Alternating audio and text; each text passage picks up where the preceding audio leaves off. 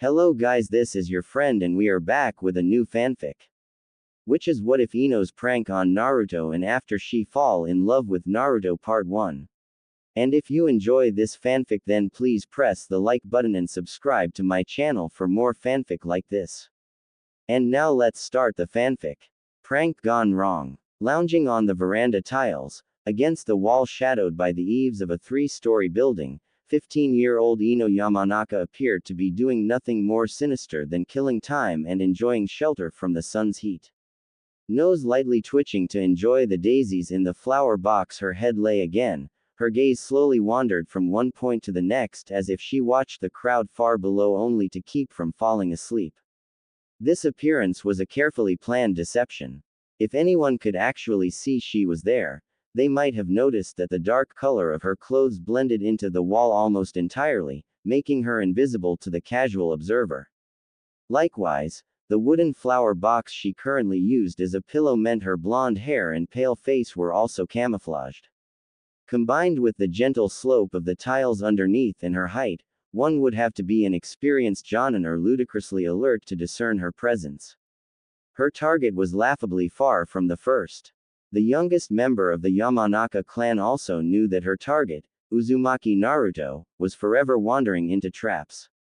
He would never know she was there, which was probably for the best. Naruto was always playing pranks on other people. Surely it was his turn to be on the receiving end. One simple application of her jutsu and she could cause all sorts of mayhem. She could make him sing carols in the streets. She could have him romance the most inappropriate people. She could make him seem to enjoy sushi, despite his vehement objections to the sight of the stuff. She could make him do whatever she wanted, for she was Yamanaka Ino and she had the powerful Shintention no Jutsu under her control. It was pretty simple, too. All she had to do was wait until he was eating his fill at Ichiraku Ramen. Clueless to her presence, the blonde girl could then use her technique to take control of him, at least for a while. She planned to make him do quite a few embarrassing things and then she'd release her jutsu, leaving the clueless genin to deal with the consequences. Perhaps revenge is a dish best served cold. Ino agreed, chocolate ice cream being a guilty pleasure she did her best to indulge only rarely. He deserved every bit of what she would do to him, she reflected. Her thoughts turned as grim as the scowl on her face. Even with that stupid crush of his, how dare he say that Sakura and her giant forehead were a million times prettier than her? How could anyone who knew her or indeed, anyone at all compare her hair to the color of his urine? Didn't he have any respect at all? This would not just be fully justified revenge. It would be righteously delivered heavenly punishment. Other boys had compared her to an angel often enough she felt justified in visiting this treatment on him. Anybody who so thoroughly disparaged the appearance of any woman could expect nothing less. Noting that Naruto was not currently occupying one of Ikikuru Ramen's stools, Ino settled in for a bit of a wait. One could rely on the orange-clad youth to proclaim the inevitability of being a Hokage any time he thought it necessary. It was almost a certainty that he would go to outrageous lengths to prove himself to his comrades, ignoring the theoretical superiority of the most dangerous foes to find that minute grip on victory. To think that the blonde would ever eat anything over Ikikuru Ramen unless he had no choice was as alien a thought as any his comrades had ever had. The silver-eyed girl smiled to herself. She could be patient. Fresh from his training with Kakashi-sensei, Naruto could only focus on the gnawing hunger in his empty stomach. Despite the miasma of delicious scents attempting to pull him to the various stands from which they wafted, the youth resolutely continued to walk. Only the best would do after such a hard day's work. Ikikuru Ramen was his destination. No yakitori skewers, however tasty, could deflect his resolve. Naruto waved to Choji as his friend sat in one of the booths. He shook his head to turn down the offer of the seat across from the portly ninja. No okonomiyaki, however dense the toppings, could tempt him to commit culinary adultery. Even the cute brunette behind the griddle's flirting comments, enhanced by a tight blue shirt and clinging black leggings, could not draw him from his path. Naruto couldn't help but grin as he saw the sign which heralded the end of his temptation-laden gauntlet and the beginning of edible nirvana. No other food could sat his hunger the way it was quelled by those tender noodles. Were he stranded in the largest, most barren desert, the boy would take a bowl of the succulent broth over a glacier-cold oasis any day. Though it was already close to evening, Ikikuru Ramen's stools were empty. The old man smiled as he waved a hand in greeting, his two new assistants now rushing back and forth in the limited space in a frenzy. Both young men knew how many different things went into a Naruto special and dreaded the alarming decimation about to be visited on their ingredients. The young man's arrival also explained the absence of other customers. No other resident of Konoha ate at the restaurant when Naruto did, and housing the Kyuubi caused none of this aversion. The fact that Naruto commanded the old man's attention and depleted nearly all of the ingredients meant that whenever the blonde was around, the service was much worse and the variety unusually limited. With an enthusiastic greeting for the gray-haired owner, the blue-eyed ninja sat down in his favorite stool at the center of the stand. His first bowl of the Naruto special was always the best. His palate was clear, his anticipation heightened by the span of time since he'd last ate the owner's edible opus. However, the orange-clad genin never took the time to pause and appreciate that first bowl. The second was always just a fraction less sumptuous than the first. Why wait when more was available? He'd already slurped down his third bowl as Iruka-sensei arrived, sliding onto the stool to Naruto's left and grinning. The Chunin teacher sat next to his favorite student, ordering his own meal and taking a moment to ponder the incredible change in strength of the once-time worst student. Neither Iruka nor Naruto had a clue that the younger ninja was in social peril. The Chunin and genin both failed to sense the blonde girl currently targeting the ramen binging youth. Ooh. His posture was completely relaxed, head thrown back as he tilted his bowl to slurp the last dregs of broth in his bowl. His shoulders shook as Iruka turned his head to the young ninja, the blonde's booming laughter loud enough to reach the kunoichi where she lounged in concealment. Whatever her former classmates said in reply wasn't loud enough to carry up to the girl, though Iruka's resulting laughter matched Naruto's for volume. For a moment, Ino hesitated. This moment of joy was one of those moments she imagined the boy treasured most. Guilt nipped at the edges of her vengeance-fueled determination as she felt a strange desire not to intrude. It was one thing to cause the boy some embarrassment. It would be terrible and cruel to steal a time of happiness from him. More than he deserved for his comments. She would find him again when Iruka wasn't around, when the joy in initiating her vengeance wouldn't be marred by the specter of guilt. Her decision to leave was quickly countermanded by a flood of anger which washed away guilt as Naruto made a fist at the back of his head and pulled it back, as if indicating a ponytail. The fuming girl distinctly heard the boy say, "P," in between bouts of chuckling. Her conscience was ignored as her hands flashed in a series of seals, ending with fingers contorting to form a heart. Ino grimly smiled as she watched Naruto through her fingers.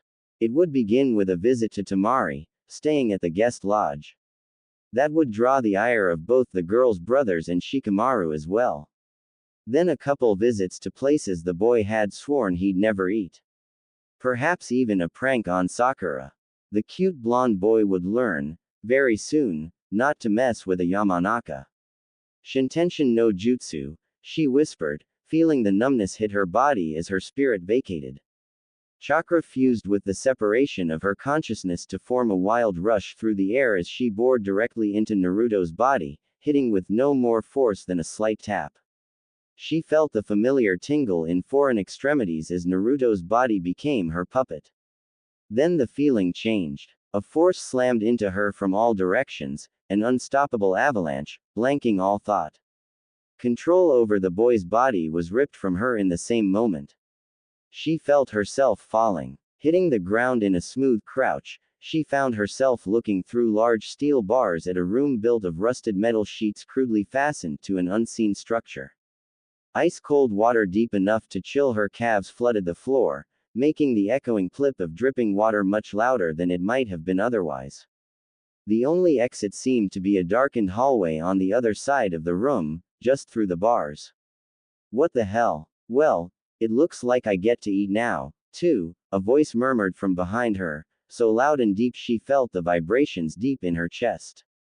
Ino turned to see large eyes, red irises dancing wildly. A great deal of teeth then emerged from the darkness in a smile, each as large as she was. She realized she was in this thing's cage, and that the great steel bars were the prison. Her stomach dropped. She was on the wrong side. A virgin, too, the great being roared, a snuffling sound emerging from the darkness. The inky black hiding the teeth widened into a smile, showing that what she thought had been a large mouth was small compared to the reality. I'll have to thank the brat. Ino tried to release her jutsu as those teeth opened. Even as she raised her hands to form the seal, Ino knew she was far too slow. Ooh. Both ninja eating at Ikikuru ramen paused, eyes dropping to orange-clad belly as a deep purring rumbled suddenly from Naruto's stomach. Hey, Naruto, Iruka queried after a moment, gesturing to Naruto's midsection with his chopsticks. Are you all right? I must still be hungry. Naruto shrugged, shoving the strange noise from his mind. Ramen needed eating. The blue-eyed genin handed his empty bowl to the smiling old man, already reaching for another bowl.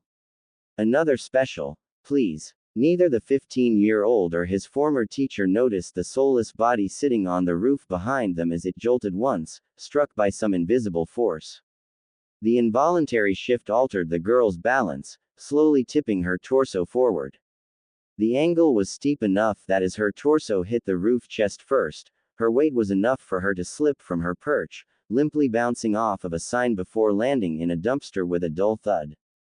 Ooh. In the village of Konoha, one of the first lessons potential ninja learned at the academy, drilled into each and every student from the start, was the need to fight panic and take a half-second to assess the situation before acting. This lesson had proven its worth many times, giving Konoha ninja an edge some foes never notice until they found themselves defeated. Ino was not prone to panic, having learned just how powerful she could become if she remained calm.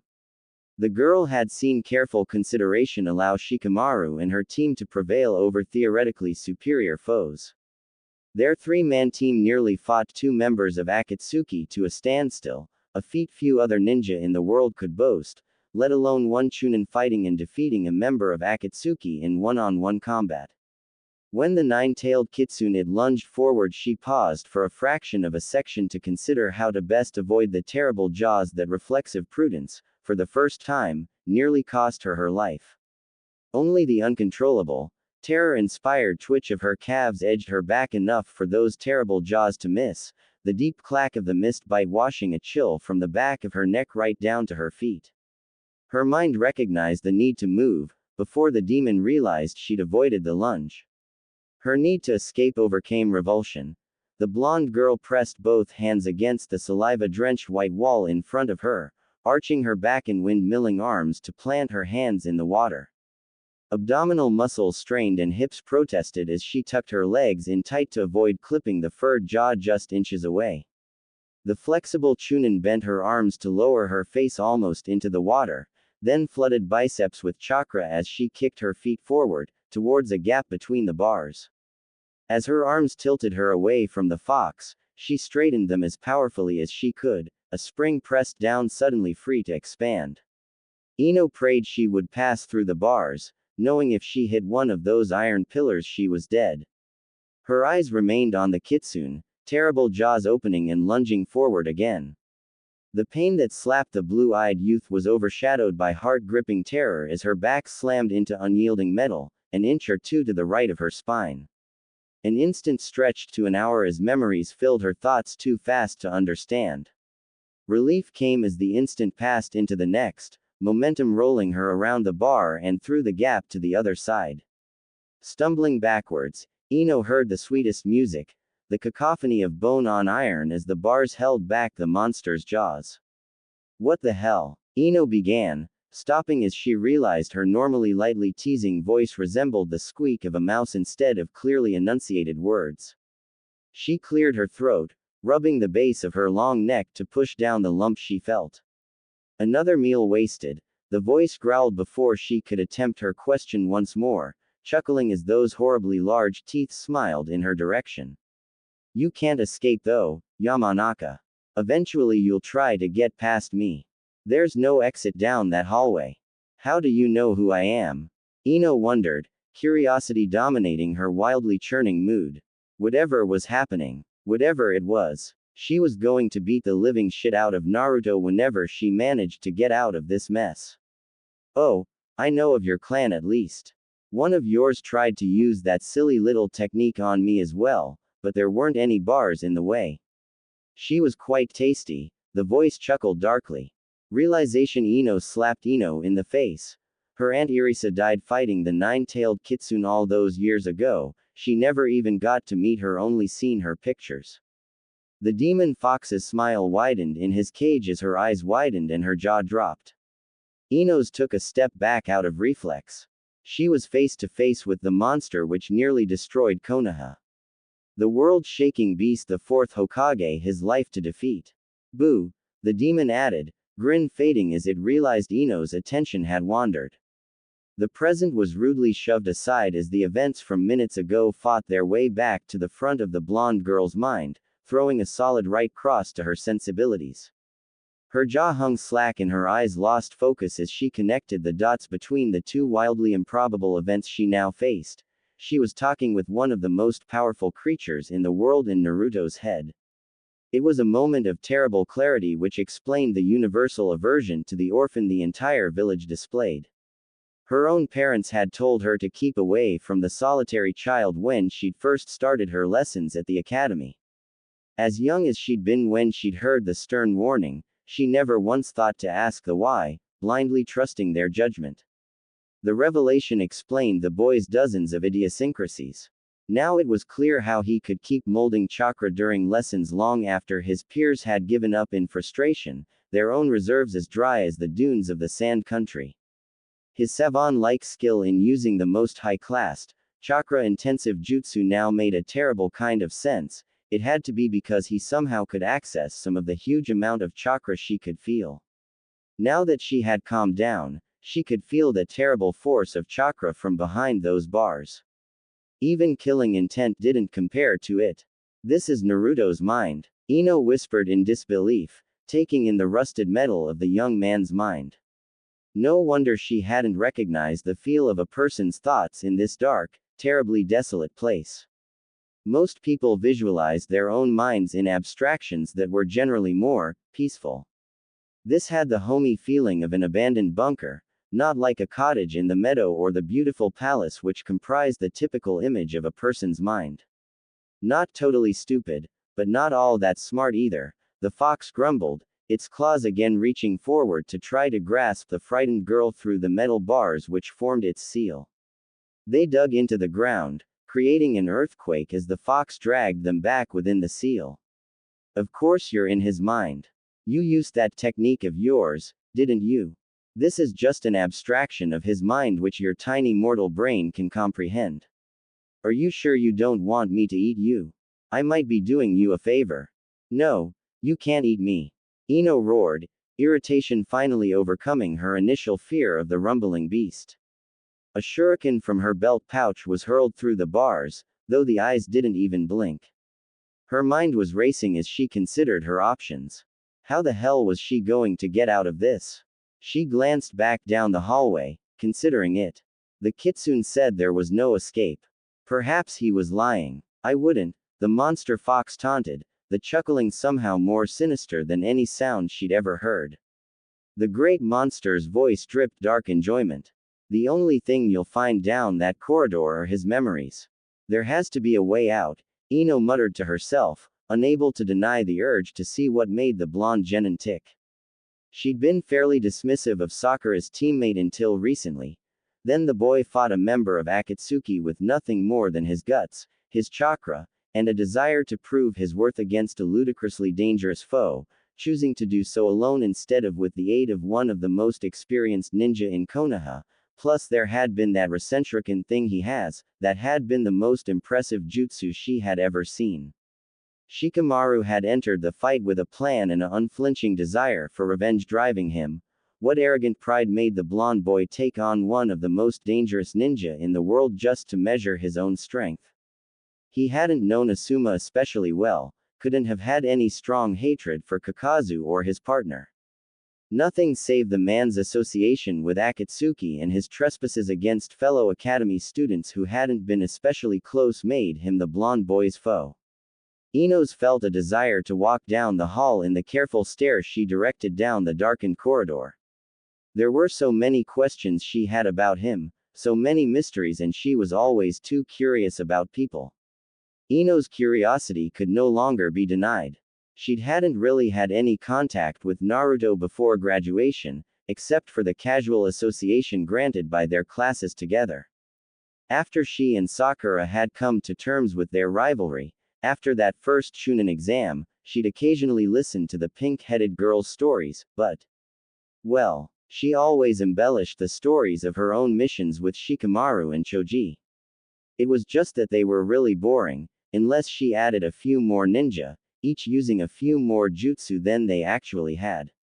Talking about yet another ambush, the majority of their foes decimated by Choji's powerful taijutsu while Shikamaru held them immobile would have quickly grown stale. Even the occasionally quick or cautious foe who escaped was easy prey for her jutsu. She listened to Sakura's own tales under the assumption that the green-eyed girl was adding the same sort of embellishment. The recent understanding she'd gained threw her teammate into a whole new light, knowing every word her friend spoke was the simple truth, if not actually understated. She struggled to resolve the class prankster with the sort of ninja who didn't hesitate for a second to go toe-to-toe with one of the Sannin for a girl who ignored him and a boy who belittled him, all within months of graduation. The sort of boy who could come up with a plan to free his Junin sensei and allow his team to prevail when, by all rights, they should have been easy pickings for Zabuza's Mizu Bunshins. The sort of young man who would travel non-stop to another country to fight a member of Akatsuki to save the life of a young man who'd tried to kill him. The chance she had was too unique to pass up. Her feet were slipping through the cold water before she admitted to herself she wanted to know more about the orange-clad genin. Butterflies churned her stomach as she advanced down the hallway. The inky blackness was frightening enough, and only the cackling of the amused fox allowed her to walk on, spite trumping anxiety. She paused before the first iron door she saw, massive hinges crudely bolted to a frame assembled from scraps of girders. A ring hanging on one side of the door rustily protested being disturbed as she grasped it, pulling the door open with a squeal. A flood of memories struck her, a solid haymaker to the gut buckling her knees. Her mind reeled, a discordant bouquet of emotions warring for dominance. Anger, hurt, apathy, so thick Ino's respect for the boy rose, just for the willpower it would have taken to cast it aside. As her mind struggled, her vision tumbled through a rainstorm of color, then Naruto's 8th birthday. Staring at the wall in a shabby, ill-kept apartment. She shifted only slightly, and then just to offset the gradual ache ever building from sitting on a lumpy bed. The bed's only companion was a rusted metal dinner tray, decorated with 3 empty styrofoam cups. Ino was unable to flinch at the way the boy ignored the itch of wet skin from tears he was too detached to wipe away. A lone visitor taking him to Ichiraku Ramen for a treat, giving the boy a small cupcake and some words of encouragement, it was a glorious sunrise by comparison. The blonde girl wondered if Iruka would ever realize just how much those 30 short minutes meant to the orphan boy that day. Ino stumbled back from the door, hand recoiling from iron ring as if it was a hot pan, wanting nothing more than to forget the raw hatred the young 8-year-old boy had possessed. Iruka-sensei's visit was the only pause in a silent contemplation of rage. Even now she felt tainted by it, angry with everything around her just from that one memory.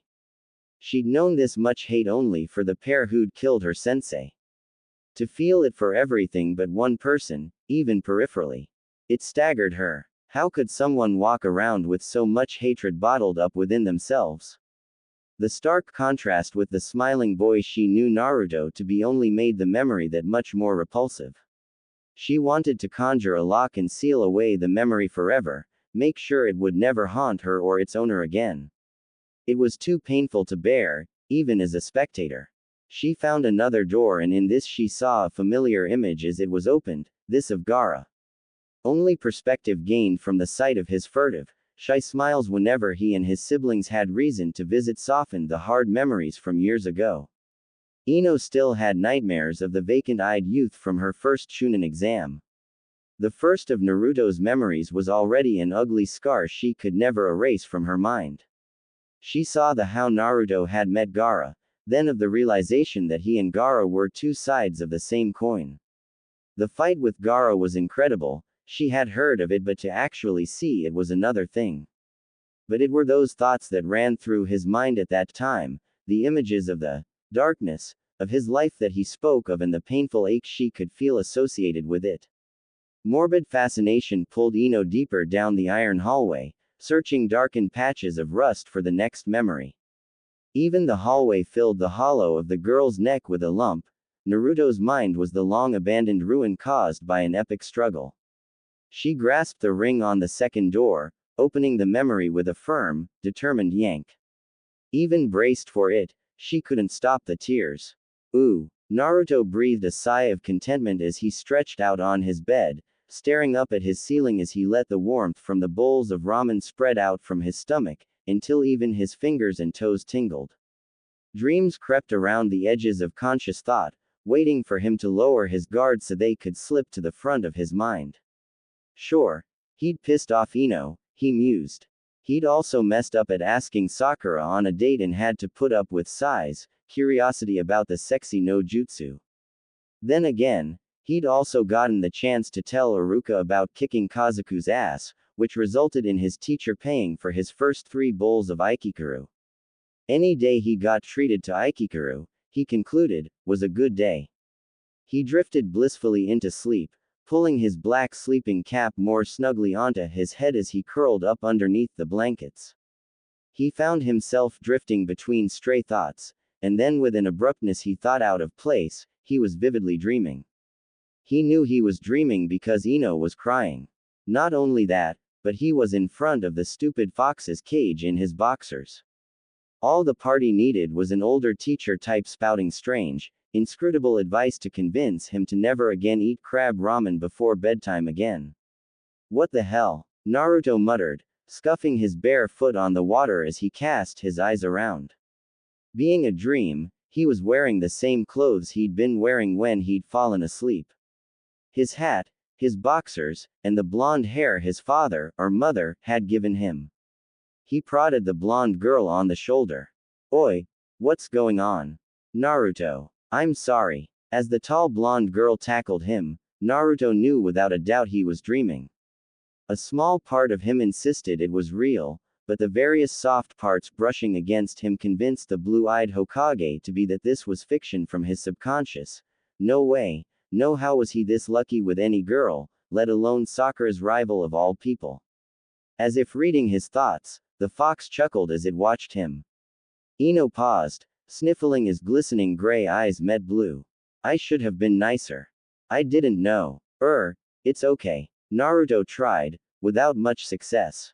He gingerly patted the girl on the back, torn between the twin urges to throw his arms around and give her a firm hug and trying to crawl away. This dream was getting really weird. Normally his dreams were only sort of strange.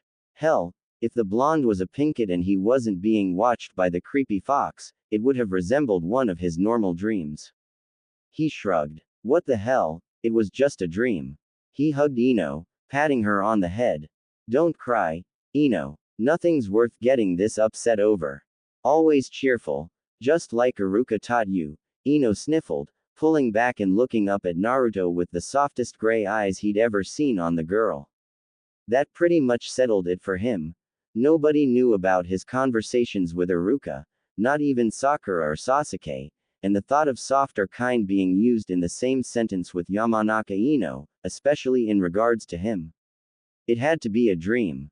Naruto, I've been really mean to you. Do you forgive me? Of course. Naruto promised, thinking that this dream wasn't so bad after all. Now that he had a moment to consider it without being yelled at, Sakura's rival was fairly pretty in her own way. He recalled the way both girls had fawned over Sasuke and figured it was something with his subconscious mind trying to overcome Sasuke in every way possible. He resolved to give his subconscious mind a kick in the ass and anywhere else he could reach at the next opportunity. Don't worry about it, Ino. I'll even treat you nicer after this dream is over. Dream. Ino seemed to scowl for a moment and then she smiled. The devious look on her face gave Naruto pause, though rational thought fled as the girl, still hugging him tightly, took a deep breath. Yeah, this dream. When this dream is over, I might even treat you nicer, too. This is my dream, not yours, Naruto groused, finally letting her go and taking a look around. It didn't feel like a normal dream, either. He grinned at her. It's not like you're going to even know about any of this when I wake up. You're just a figment of my imagination. Well, I want out, Ino admitted, her head bowing forward as she sidled up to Naruto. He blushed as he felt parts brushing against his bare chest. She latched onto his arm. But it looks like the only way I can get out is if that monster fox lets me. Make him let me go, will you? Sure. Naruto promised. It was just a dream, after all.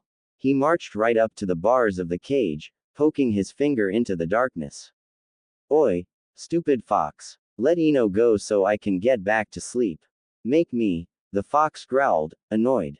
It didn't need this. Nations cowered at its feet and some upstart punk was always giving it orders. Naruto grinned. Rasengan. Naruto roared, feeling the familiar drain on his chakra. Funny. He didn't usually feel a drain when he performed jutsus in his dreams. Then again, this dream was kind of weird anyway. He held the jutsu swirling in his hand in front of himself. Don't make me come in there. The nine-tailed kitsune frowned at the swirling mass of chakra. It couldn't hurt him after all, this was just an image of his mind, but if they did fight and if he accidentally killed his jailer, and that was a possibility, that wouldn't be good because then he would die. Of course, the idiot thought it was all a dream. He thought he was just being the typical hero without knowing just how close to death he was coming. Then again, with how close the moron trotted to death every time he gleefully threw himself into battle, the idiot's danger sense was probably as well balanced as a vase in an earthquake. The fox relented, pulling back his chakra and allowing the Yamanaka to release the seal from where she stood. Without the demonic pull of his chakra, she was able to release the technique with ease. The stupid blonde who was his jailer wasn't even competent enough to realize as the girl faded from his mind, her soul dispersing through the air to return to her body. Naruto grinned as he allowed the technique to dissipate. It had been a weird dream. Right now it didn't matter because he wanted to swim in a lake of ramen. Ooh, Ino breathed a breath of air, writhing as she felt herself once more in her own body. She was free. She'd escaped the nine-tailed kitsune. She was once more back in her own body. She was alive. Ino sniffed, realizing she smelled like garbage. Pulling herself from the dumpster, Ino smiled as she thought of a blonde boy. She'd misjudged him. She'd thought he was nothing more than a loser, a failure not worthy of her attention. Just looking through his memories, she'd seen fights that had left a lasting impression on her. A small part of her shuddered at the reckless courage it would take to fight Orochimaru not once, but twice, both times knowing full well he might die. When Ninja dared talk about Orochimaru to her generation, it was in a whisper, as if the mention of his name would bring him back. That Naruto would charge into battle with him for the sake of his comrades, when even Junin would run, was a resolute monument to his character. The blonde boy was a ninja worth watching. Thinking of her sensei's last words to her, she grinned. Sakura might not know the prize she had following in her footsteps, but Ino would claim it. She wouldn't lose to Sakura in love. Not when the prize was so worth catching. Not when the prize would be the next Hokage. Ino's new crush. Ino awoke to a fresh new day, stretching as she got out of bed and banished the last bits of sleep from her thoughts. Her mind, normally focused on her plans for the day, wandered aimlessly as she went through her morning routine, brushing her hair and putting on the earrings Asuma-sensei had given her for making Chunin rank. As she slipped into her day clothes, she resolved to right a wrong she'd been unconsciously committing since the early days of the academy. Ino was not one to admit she was wrong. Not often, at least not in her mind. The few times that she admitted to being wrong, it was either in battle or inconsequential. In battle, if you were wrong, you had moments to correct it or you were dead. Admitting you'd messed up just wasted time, so she'd spent those moments correcting her error and wrestling victory from her foes. To think she'd misjudged someone, not just someone she'd known briefly, but someone she had known, in theory, for years, it was just galling. For the longest time, she'd thought there were only a few people who'd qualified as dating material from the pool of ninja in her age group. Among those few, none had been available. Sasuke had been too distant and emotionally detached no matter how hard she had tried with him before he left. During those years Naruto had been gone, she once approached Neji. After all, he wasn't as bad as Sasuke and was just as good looking. But he had proven to be too cool of an individual, plus she had a theory that Tenten had her eyes on him. Not interested in getting between that, she moved on. Even Sakura's new teammate Sai, while nice enough and thoroughly cute, ultimately proved himself a little too weird for her tastes as she got to know him. For the longest time she despaired of ever finding good boyfriend material. When her desperation had caused her eyes to turn briefly to her own teammates, Tamari had very subtly bared her teeth and made her claim on Shikamaru quite clear. When she tried something with the Suna ninja had been with Shikamaru. Even if the Nara heir didn't realize it yet, he was as good as married. It was only a matter of time before the blonde Sand Kunoichi sprung her trap, and she was nearly as devious as the lazy boy himself. Choji was, well, Choji. Too much the little brother. She'd set him up with enough of her friends that dating him would have felt weird. Not to mention that he was a little too meaty for her tastes.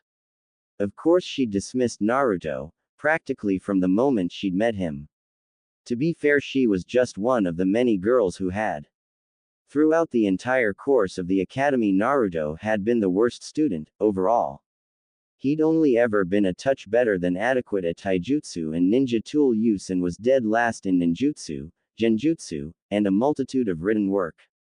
He was the class clown, spending more time and effort on jokes than on his schoolwork. Even Sakura, the young man's teammate, had dismissed him for the longest time. Ino couldn't recall Sakura mentioning the boy with praise without adding how far behind Sasuke he stood. Even after his 2.5-year absence, Sakura's praise for the blonde boy was sparsely given, though it had become qualified by circumstance less and less with each day. Then again, Ino had learned a lot from her brief jaunt through his mind. Though many memories were too old or too fractured to get more than a brief impression of the events and others were hazy visions seen through dense fog, she'd seen everything from the boy's own eyes, unembellished by his ego or underplayed by his teammates. Seeing was enough. She was impressed, beyond impressed even. Although it was widely known that Naruto had been the one to beat Gaara, she had actually seen what had happened. It disproved a popular theory about what she had thought had happened when Sasuke had chased the Sand Nin from the stadium. As she thought how it happened, Sasuke had chased Gaara and his siblings from the stadium. Naruto, Shikamaru, and Sakura followed as support, during which Shikamaru dropped back to foil the pursuit. When Naruto and Sakura caught up, they neutralized Gaara's sister while she thought that Sasuke had played a much bigger part. That was what she had believed. It was the only explanation that made any sense at the time. Then she'd seen Naruto save Sasuke and Sakura from death at the hands of the Sand Ninja and match the terribly powerful youth blow for blow. Even seeing it from the blonde's eyes, she was hard-pressed to resolve the resolute youth with the Naruto she knew. Any time she'd seen Naruto create hundreds shadow clones, it sent a shiver through her at the thought of the chakra expenditure it would take. She'd experimented with the shadow clones once, and trying to create a few dozen had given her a whole new respect for Naruto, even years ago. That his fight with Neji was the gentle foothills and not the sky-obscuring peak of his ability was mind-boggling. Her limit was perhaps a dozen. Beyond that, Her clones would lack the chakra to move, let alone fight effectively. Then there were his more fantastical fights. The ones Sakura had never even hinted at, the ones he had never boasted of himself. His fights with Orochimaru, with Kabuto, with other foes she would have been frightened to consider fighting with her team at her side, never mind alone. She was sure that if she lived to serve Konoha for another century, she would not face half as many desperate battles as the blonde boy had already seen. The thought that Tsunade of all people had been forced to rely on Naruto to protect her, however briefly, was supremely shocking. The Hokage was supposed to be an infallibly strong ninja, an example for all other ninja in the village to use as a model for improvement. The Hokage wasn't supposed to be a terrified woman relying on a genin to protect her. It went a long way towards explaining the fifth Hokage's unwavering confidence in the young man. She had even seen the second fight with Orochimaru on the bridge, although she hadn't seen all of it as pieces were missing. The length he went to made her worry about him. He was willing to go to those lengths to fulfill a promise he made years ago.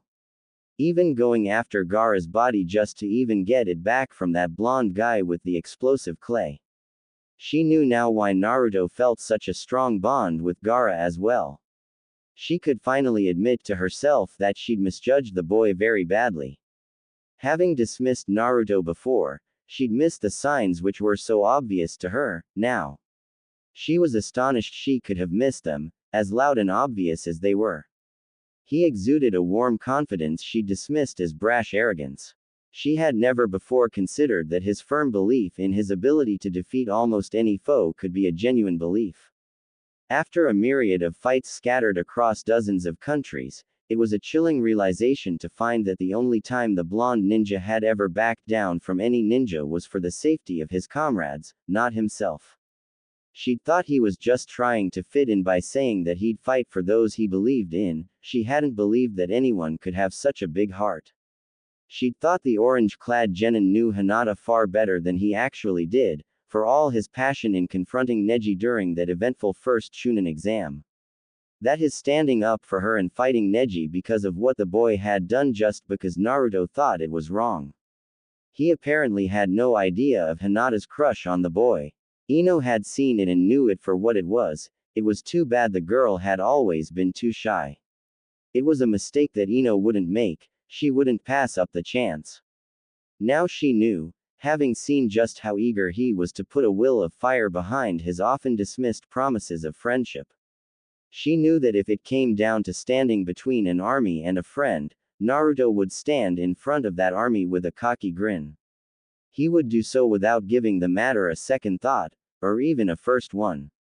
He would charge into that army with nothing more than a disbelief that anyone would have the brazen temerity to actually stand in his way, as if their defeat was a certainty. She started to see him in a new light now. On the inside he was warm, had the biggest heart in the world. Sure he had faults, but looking at them now, she found them somewhat cute. Plus he had grown up in this time away. He was taller than her now. Plus with all the baby fat gone he looked so much more handsome now. Her mind made up, it was time to get things into action. She slipped into the kitchen, returning her father's grin with one of her own as she opened the door separating her mother's shop from the family home. Her mother's raised eyebrow was studiously ignored as Ino grabbed 3 specific blooms and slipped outside. She had new prey to catch. Ooh. Ino's first order of business was her rival, Sakura. She was almost willing to pursue Naruto regardless of their friendship, given what she'd learned during the eventful evening she'd had just last night. She was honest enough with herself to admit she'd much prefer to clear things with the girl first and find out where the pink-haired girl stood with the blonde genin. If they were just friends, so much the better. Losing Sakura once had been painful enough. She didn't want to repeat mistakes of the past. That haunting fear was the reason Ino found herself drifting into the Konoha hospital. While she was a fully trained medic nin, she was by no means on the same level as the pinkett she was searching for. Ino had only passed the basic courses, not the more advanced ones. She was adequate as a medical ninja, good enough to heal wounds in the middle of combat. She was not good enough to warrant pulling duty at the hospital while not on a mission. Passing half-exhausted medics as she wound through the halls, Ino mused that perhaps, mastery of a skill wasn't everything. Every medic ninja she passed seemed to have become trapped by their skill. Their time for practice of taijutsu or other ninjutsu seemed to wane as the demands on their skill in healing increased, turning what was once merely a specialty into the exclusive use of their talents. Then again, Sakura was the exception, as her physical combat skills were above hers in ways she couldn't hope to get close to. She sighed at that point. She remembered when she used to be stronger. Then they tied at the Chunin exams. Now Sakura seemed to be getting farther and farther ahead of her. Sure, Ino could have trained more, it was her own fault, but now she made a note not to fall any further behind. Starting with her love life and going on from there. It didn't take her long to find her friend, eyes closed in uncharacteristic serenity as she paused for a brief moment over tea in the break room in between checking on her patients. Her green eyes opened as Ino stepped lightly into the room. Ino. Sakura was surprised, Ino noted, and with good reason. Ino rarely showed up at the hospital to visit, preferring to see Sakura during her off hours. Hi, Sakura, Ino said, pouring herself some tea from the staff kettle. She sat down on a nearby bench, suddenly nervous as she searched for words. While this was Sakura of all people, Ino knew that bubblegum-haired girl held a definite advantage with Naruto.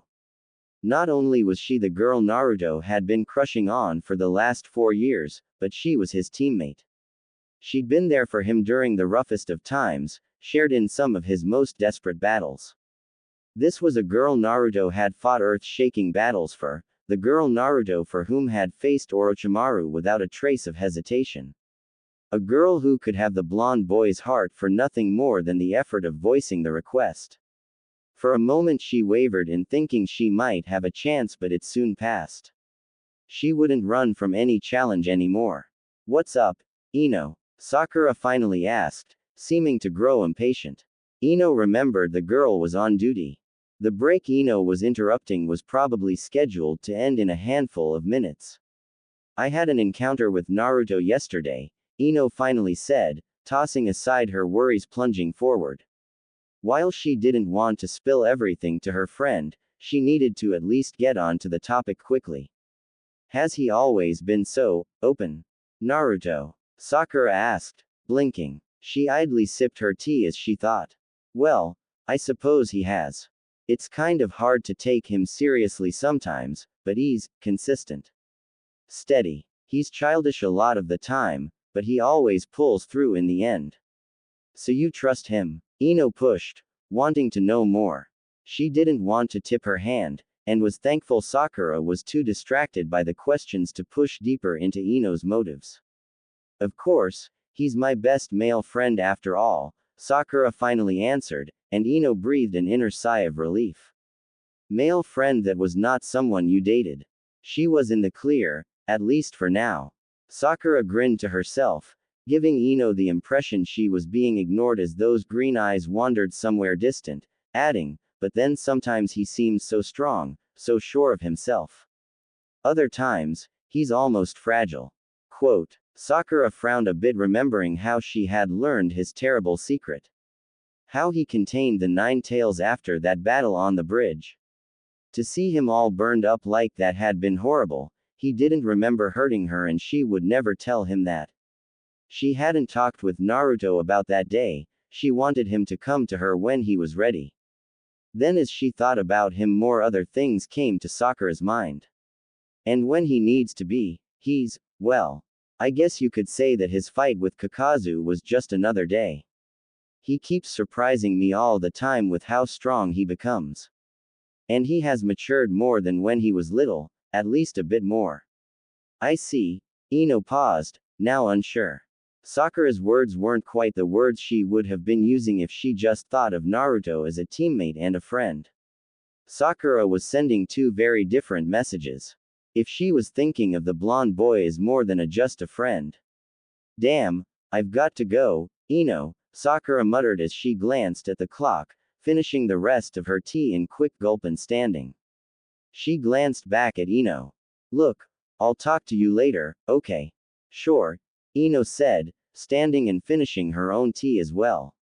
Sakura might welcome her presence, but she doubted the medical staff wanted her hanging around. She left the hospital, two different sections of her mind at war, now. She shook it off. It might not even matter in the first place. She had to go see the blonde boy. She would make things clear.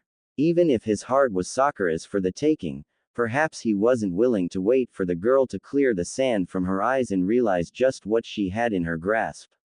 Ooh, Naruto grimaced, sweat beading on his brow. He had to make a choice. Pink was his favorite and had been for a number of years. Truly, the love of his life. But that golden yellow was so inviting, so tempting. He was torn. Did he maintain his faith to his love or give in to the golden temptation that stood right in front of him? Pink or golden yellow? How could someone even make that choice? It was absurd to think he had to choose. He'd simply have both. That would solve his dilemma quite easily. He would start with the pink and then the golden yellow would finish him off. That would solve things best for all involved. He could keep his faith and try the tempting new vision, now flipping his perception and inverting his sensibilities. So decided, Naruto tore open the seal on both the pink and yellow ramen package as he prepared his breakfast. Beef would taste better with chicken, anyway, and he usually ate more ramen than most people anyway. Naruto patted his stomach after he had finished his meal. He leaned back at his dining room table, completely stuffed thanks to the double serving of ramen. He cocked his head as a chill ran down his spine, as if he were being hunted. The blonde usually trusted his instincts, so he decided he'd leave early to train. He had a promise to keep, and nothing to be gained by lounging around his home. Perhaps it wouldn't hurt to start his trek early, scout out the venue for the upcoming match and confirm that there were no hidden surprises. It couldn't hurt. Ooh. Ino tracked her prey to training ground 8 and paused as she saw Naruto standing across the field from Neji, a determined look on both their faces. They didn't smile, didn't joke.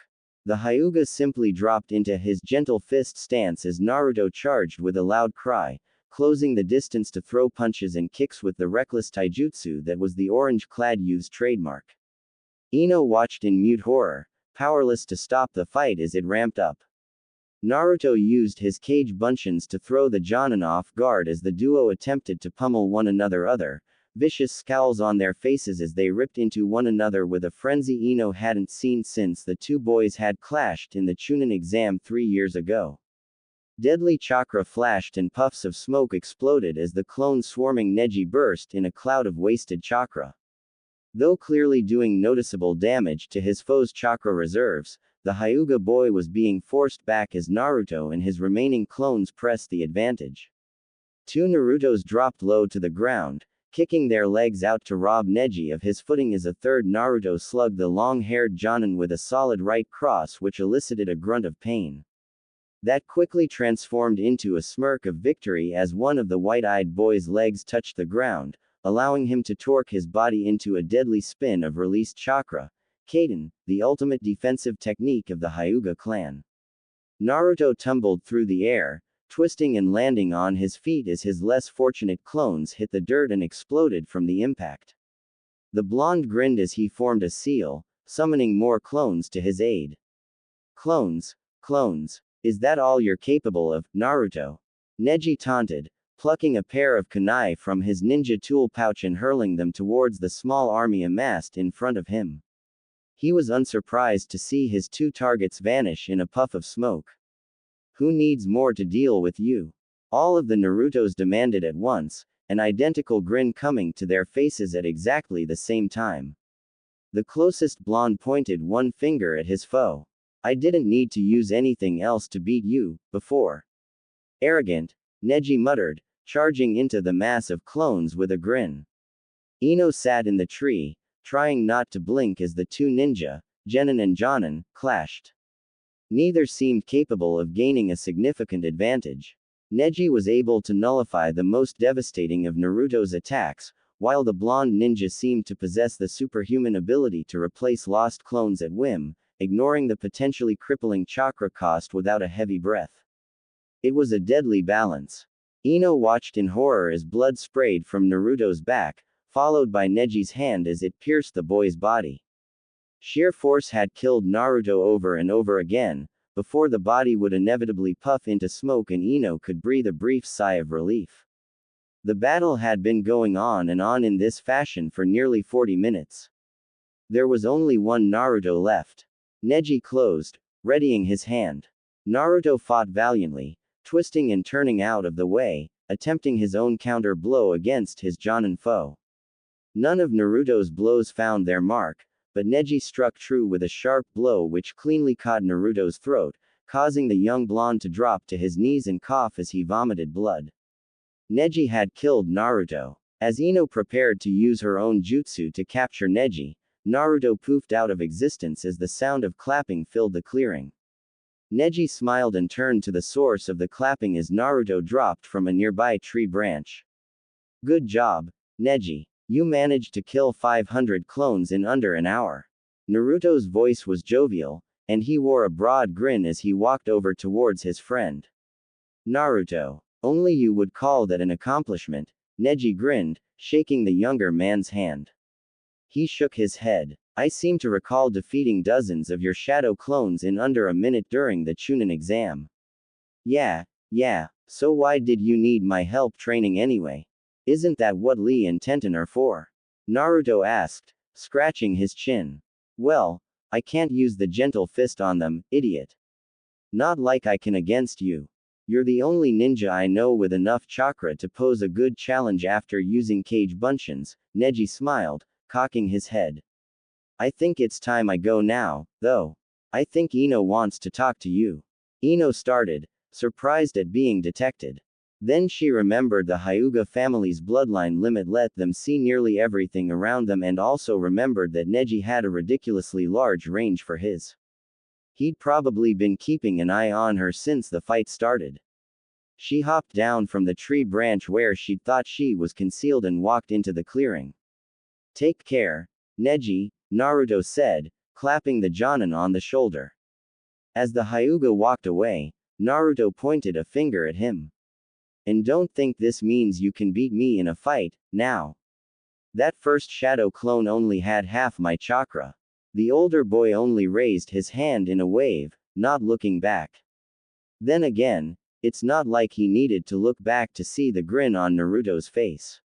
So Ino, why are you here? Does the Hokage need to see me? Naruto pondered, his eyes squinting and his mouth pouting as he cocked his head to the side. Ino suddenly remembered why she'd misjudged Naruto, the look on his face was completely devoid of thought. No, Naruto. I was just wondering something. Indecision seized Ino in a vice grip. She'd never bothered to ask anyone on a date, ever. That simply wasn't the way it worked. Guys asked her for a date, and then she considered it. Asking a guy out herself was unprecedented. She might flirt with them, imply she wanted a date, but she never asked. Wondering what? Naruto's face was still tilted, his expression unchanging. It showed nothing of the Naruto Ino had seen in his memories. Nothing of the boy smart enough to fool a Jonin ninja in a mission to the land of waves, smart enough to fool Neji, smart enough to fool dozens of other opponents. It was absolutely maddening. Well, Team 10 and I feel kind of bad that you were tricked into paying for our dinner like you did. Ino charged forward, her goal in sight. She put on her best smile. So we want to treat you to dinner to make up for it. Oh, okay. Oblivious, Ino's target agreed. She smiled to herself. Great. We'll see you at 7 at Amaguri, okay? Ino asked, wincing slightly to herself. Amaguri was a relatively expensive restaurant, not the sort of place her teammates would normally frequent. Of course, it would be easier to convince them to come up with excuses not to come that way. Ino's wince turned to a smile. Sure, Naruto said, confused. Sure, he'd treated them to dinner once, but it hadn't been that expensive, even with Choji. It wasn't really that big a deal, especially compared to how much Asuma Sensei's teachings had advanced him along the path to his new jutsu. Ino disappeared almost in a flash, hurrying home to make preparations for tonight's dinner. Behind her, she left a very confused Naruto. Mere hours after a bloody battle with Neji, Naruto found himself faced with a far more daunting challenge, searching for acceptable clothing for the gathering with Team 10 at a fancy restaurant the blonde never would have set foot in normally. After Ino had asked him along, he had ran into Sakura and told her that Team 10 was going to take out Team 7. Sakura was surprised but said she would track down Sai, while Naruto took a shower. He was after all a bit dirty and sweaty from that training. Of course he hadn't known that Ino had only meant to ask him, not his team. He thought since all of Team 10 was going, all his team was as well. It made sense to him at least. Naruto knew enough about the amiguri that he knew he needed to dress properly. Opting for a simple, vibrantly red water country shirt he'd picked up while journeying with Jiraiya, Naruto nervously did up the golden-colored ties which served as the front of the shirt before pulling a pair of loose black slacks from his wardrobe. He tied the pants off at his ankles using the plain black ties, standing up to take in the effect. With the black slippers, it wasn't too bad. In fact, he looked kinda dashing. Like the hero in a martial arts story he'd once read as a kid. He smiled at the overall effect. Aside from his unruly blonde hair, an ever-defiant mass which refused to bend before the tyranny of either comb or brush, he looked every part the gentleman. With a lovely lady at his side, he'd even pass for good company. The blonde boy fiddled with the stiff cuffs of the shirt, playing with the golden-hued pegs. Glancing in the mirror a second time, he was tempted to find something a little less refined, now that he thought about it. Perhaps he was overdressed. He didn't want to look like an idiot if Shikamaru showed up in a Chunin vest. Then again, the lazy bastard managed to look cool in the outfit. Naruto dreaded the day he'd wear it. Naruto's meandering thoughts were interrupted by a knock at his apartment door. The lovely lady who would give the rest of Konoha the illusion that he was socially passable. Sorry, Naruto. Sai had something to do and couldn't make it tonight. So I guess it's just going to be the two of us with Team 10 for dinner tonight. Sakura smiled weakly, apologetic. Naruto waved off her concerns, instead focusing on the enchanting effect her refined blue dress had on her figure. It was demure, without making her look old. The blue was even a light enough shade not to clash with the pink of her hair, currently combed and curled out at the ends in a rare defiance of her vow to stop caring for her looks in preference to caring for her ninjutsu. Don't worry, Sakura-chan, Naruto said with a smile. He stepped out of his apartment, locking the door behind him with a click. Pocketing his keys, he smiled at the pinkett. Even if the 6 is reduced to 5, it's fine. But, does Ino know you've invited your team with you to dinner? Sakura asked, her eyes wide. Ino had offered to pay for Naruto, not the rest of his team. Some unconscious part of the green-eyed girl told her that the invitation hadn't been meant for herself or Sai. Some other part yelled defiance at the first, certain coming was a good idea. It's my treat tonight, Sakura, Naruto grinned, patting the deep pockets of his black pants. The welcome bulge of Gamashin rested comfortably in the pocket, waiting to be spent. Kakazu had had quite the bounty on his own head. When he got back and Tsunade had presented him with the cash, he had been surprised. It was a nice bonus besides helping to avenge Asuma. He didn't know him as well as Team 10 but he had liked him. Dinner tonight for you is my treat. I'm just happy that our two teams can sit down for a nice dinner and relax. He told her, smiling brightly. Ooh. Having disposed of Choji and Shikamaru for the night, Ino made her way to Amiguri with a broad smile on her face. She had told them that she had plans for the night, which was fine with them. Choji was working on some family jutsu training. Ever since Asuma died, he had been pushing himself a bit more lately. Shikamaru had just shrugged it off, saying it was fine with him. She knew that he would be too lazy to really care and was most likely just going to play shogi with his dad or something. The plan was really simple. By showing up by herself, she could just claim that Shikamaru and Choji had other plans, which they did but might have dropped them if she told them the truth. So now she would be left alone with Naruto for the evening and would be able to work her charms on him with ease. It was the perfect plan. She couldn't know it, but walking towards Amaguri, both Naruto and Sakura sneezed. Ooh. Ino waited for her meal to arrive, glaring at her rival. The pink-haired girl, dressed in a totally gaudy, unflattering blue dress, at least in her opinion, sat across the small table from her. The way the golden threading of the dress was shaped, it was meant to look classy while drawing attention to the wearer's bust. Why did Naruto have to invite her along? Why the hell would she even come along? She sipped her tea as she considered the evil blue-clad creature, who was giving her a smug look in turn. She knew, of course. The small smile on her face was trying to be coy about it, but Sakura's entire posture screamed personal satisfaction. Sakura sipped her ice water as she idly tapped her fingers on the table, trying to smother the grin fighting its way to her face. So that's how it was.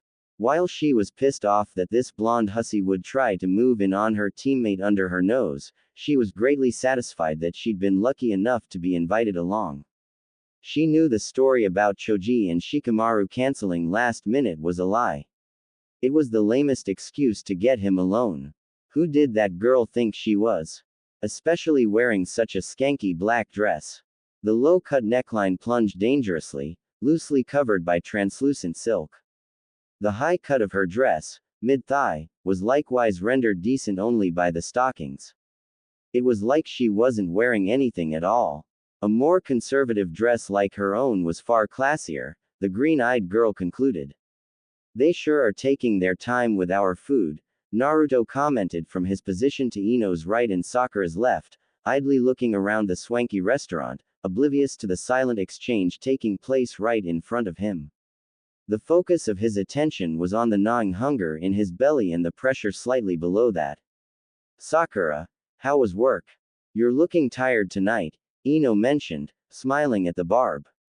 Subtle enough to pass unnoticed beneath the blonde boy's eyes, yet still cut the blue-garbed medic nin.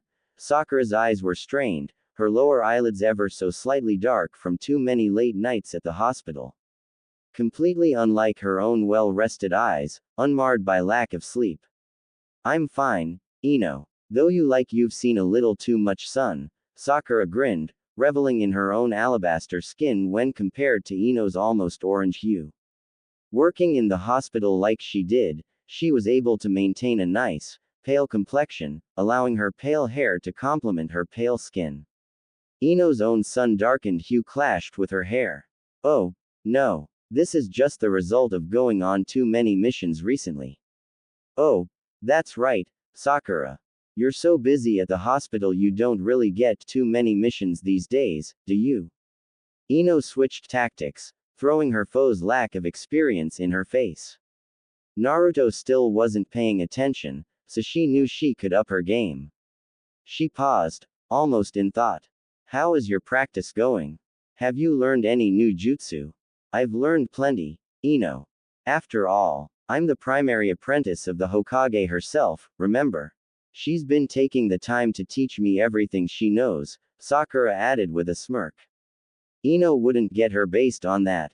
Being the Hokage's apprentice, she had certain advantages. Like learning ninjutsu tricks so obscure most jonin didn't know as much as she did. Hey, I'll be right back, Naruto stated, standing up and stretching before heading towards the washroom. Both girls watched him briefly, waiting until he was out of hearing before they turned back to openly glare at one another, abandoning the loosely veiled facade of civility. All right, Ino, what's the deal? Sakura demanded, crossing her arms as she stared across the table at her friend. She gestured at Naruto's empty seat. Why are you dragging him out for a date without even telling him what it is? Jealous, Ino retorted, leaning back in her chair and sipping her tea. She stopped glaring, her eyes gazing towards Naruto's chair with a fond look which surprised Sakura. The green-eyed girl's hostility wavered. Look, Sakura, I tried to play a prank on Naruto. It backfired. I know, well, everything.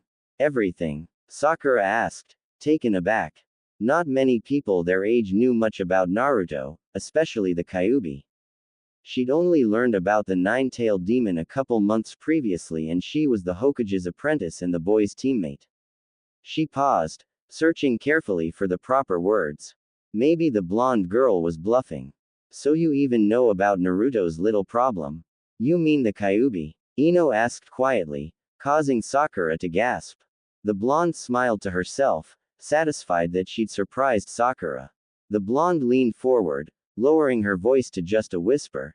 She had to convince the girl that she was sincere, at least. I tried to use Shintention no Jutsu on Naruto yesterday, Sakura. I got trapped in Naruto's mind and that monster inside him nearly killed me. She had never seen the actual demon, but Sakura did remember the four-tailed state Naruto had forced himself to go into.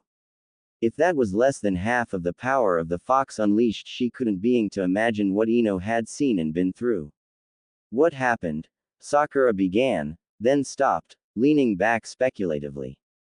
Naruto happened, obviously. Which meant, what does Naruto think of this? He doesn't know. He thought it was all a dream, Ino replied, waving a hand negligently. She paused, for a moment with a sigh.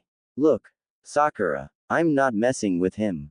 I'm not going to play with his heart or anything. I know exactly what I'm getting into with him.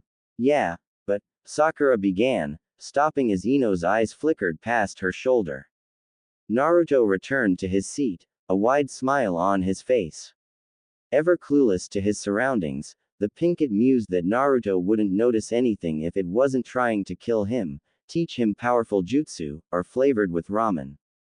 Dinner's still not here. Man, they're slow. Naruto crossed his arms as his eyes swept across the restaurant, searching for their server.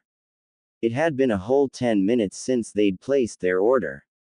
Now, Naruto, it isn't like they're serving ramen here, Sakura chided, her smile not quite reaching her eyes. Her eyes flickered back to Ino's face, and she was forced to hide her surprise when she saw that her friend's attention was on Naruto. As if they hadn't been talking seriously just a moment ago. Over Ino's shoulder, she saw dinner approaching. Besides, it looks like it's done. Finally, Naruto cheered, eagerly eyeing the food. As the blonde boy dug into his meal, Ino's eyes met Sakura's over the flower arrangement in the center of the table. This wasn't over. Not yet. They turned their attention to their own meals. Ooh. Naruto yawned loudly as he, Ino, and Sakura walked along the side streets and back alleys of Konoha as they made their way home. While this might sound dangerous to the average person, Konoha had a remarkably low crime rate, Konoha's various ninja residents having a remarkably low tolerance for, and a judiciously high ability to deal with, the occasional back alley thug who tried to set up shop. Such men were convinced to move on and forget they'd ever thought of staying in the first place. The spirited points made by the ninja rebuking them even meant that sometimes they were able to move on under their own power instead of being slung across the shoulders of an Anbu ninja. Sakura and Ino exchanged a look as they walked, evaluating one another as they considered dinner. After the food had arrived, Naruto hadn't left the table, leaving them to spar with nothing more than veiled words and innuendo. They hadn't been able to discuss anything of substance. Naruto was, of course, oblivious to everything. They paused in front of the Yamanaka flower shop and Ino hesitated. Well, thanks for dinner, Ino-chan. Naruto stated, smiling as he faced the blonde girl. Sakura started at the implied connection in the form of a dress. Seeing Sakura's reaction, Ino grinned and snagged Naruto in a hug. Ino-chan. I just wanted to thank you for coming, Naruto. And thanks for bringing Sakura along, too. It would have been weird with just the two of us. Ino hauled the grin back to a small smile as she pulled away from the hug, cheering internally at the shell-shocked look on the blonde boy's face. She knew she was sending a bit of a mixed message. She knew she had to take it a little slower than normal. The poor boy didn't react well to certain forms of change. If Sakura's story about the mission in Demon Country was true, he was pretty clueless when it came to women. Yeah, almost like a date, Sakura edged in, her voice low and even.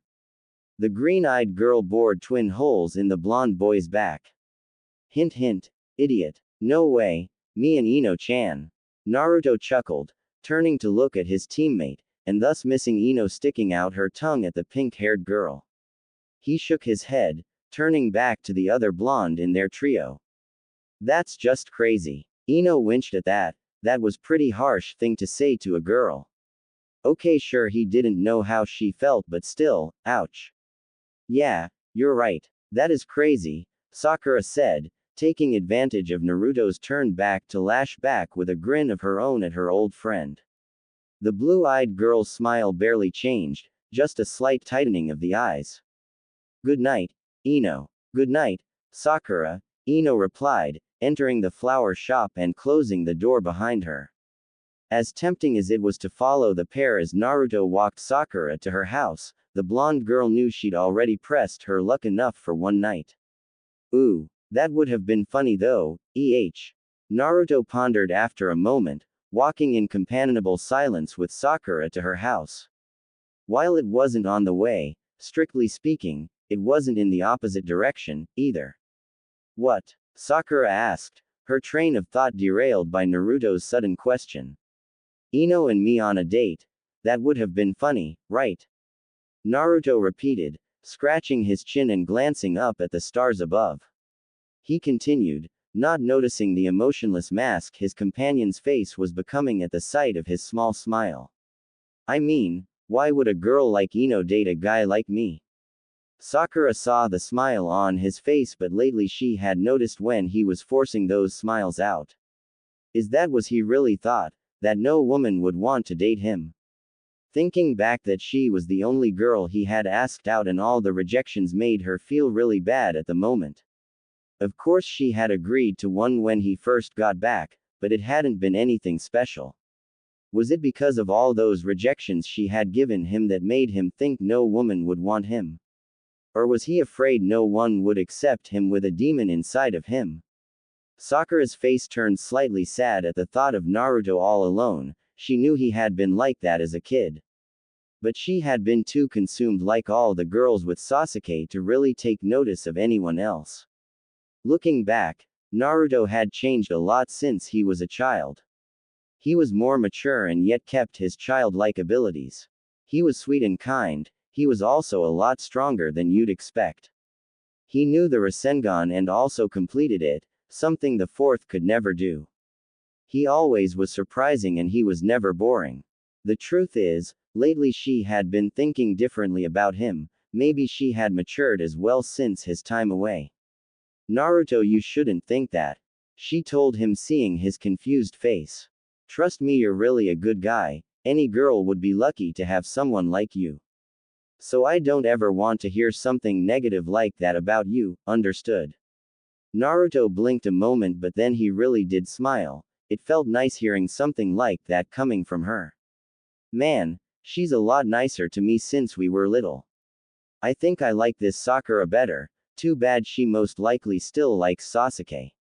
I will keep my promise to bring him back and we can all be together again. I just wished she liked me more. As they walked on, he was rethinking that joke about dating Ino. Would someone like Ino like him? She was pretty, and he always did like how her hair covered part of her face. It gave his mysterious look. She had also filled out a bit more since he had been gone and no longer wore all those bandages.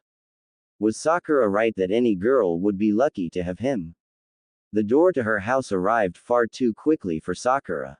Resolving not to let Ino upstage her, Sakura hugged her teammate as well, drawing a huge blush and sputtered questions which reaffirmed her belief in his affection.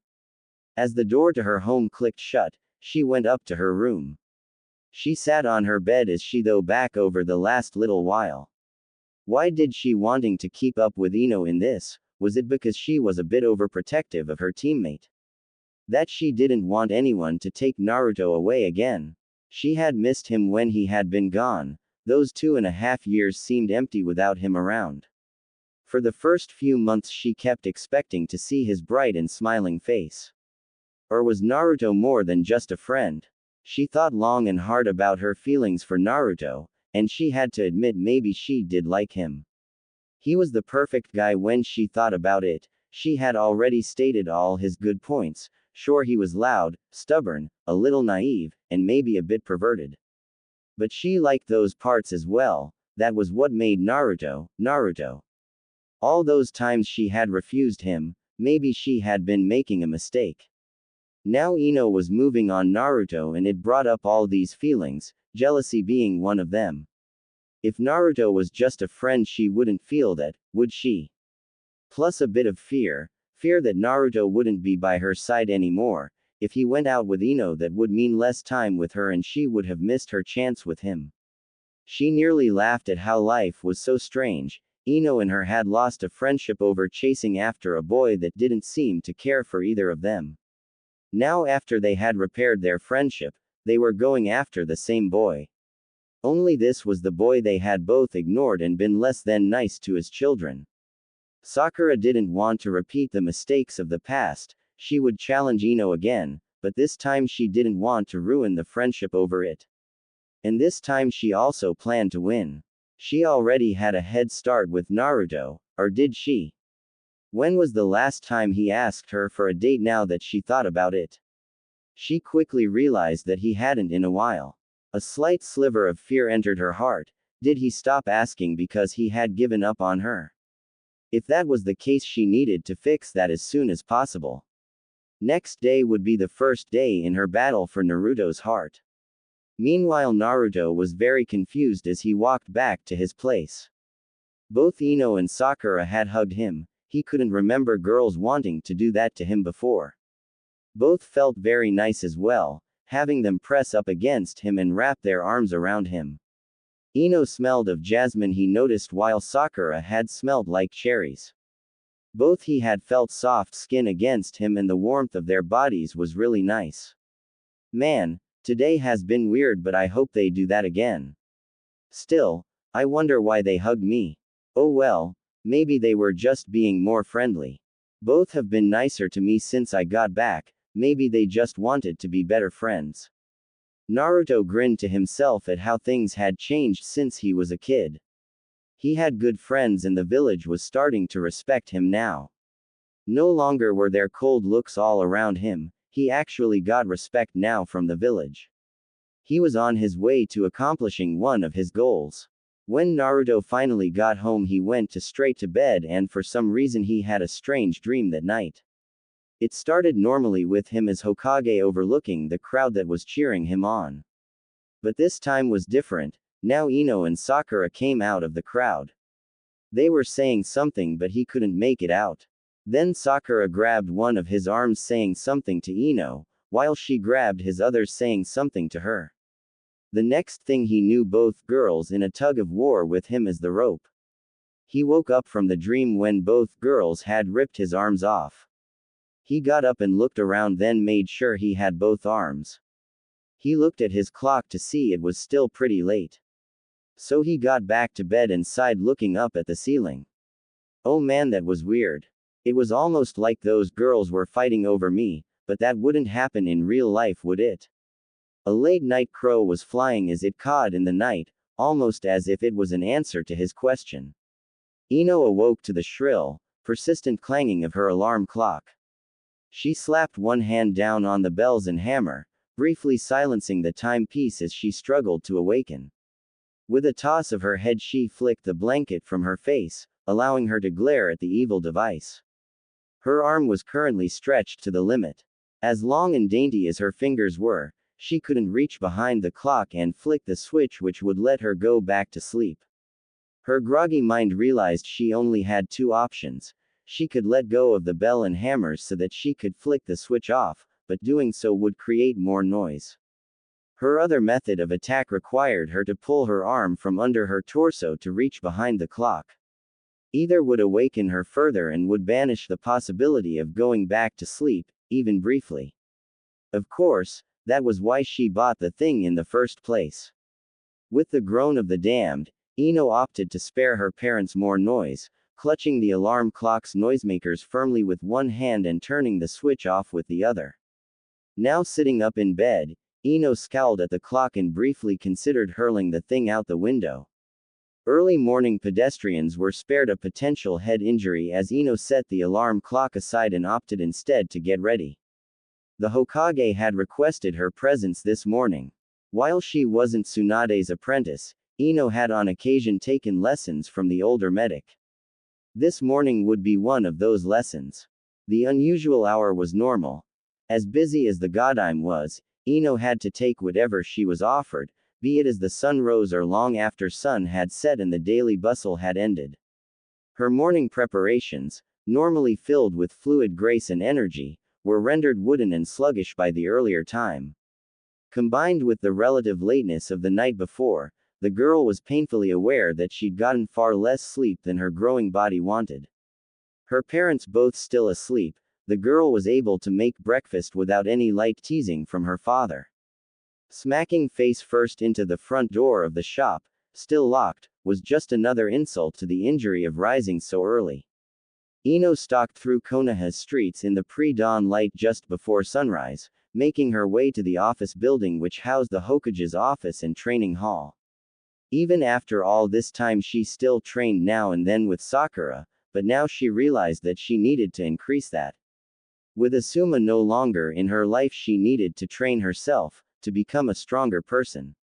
Maybe she could ask for more training with Sakura and the Hokage, maybe even Shizune as the woman had to have lots of experience.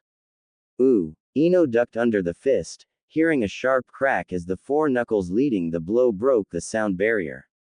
With a frightened squeal, Ino rolled under her assailant's shoulder, tagging the leg with an explosive tag and then flipping away. Her assailant snagged the tag and threw it into the air, where it detonated with a light, piff, sound. You nearly got me that time, Ino. Sakura encouraged, cracking her knuckles as she glanced up at the small cloud of black smoke as it lazily drifted into the sky.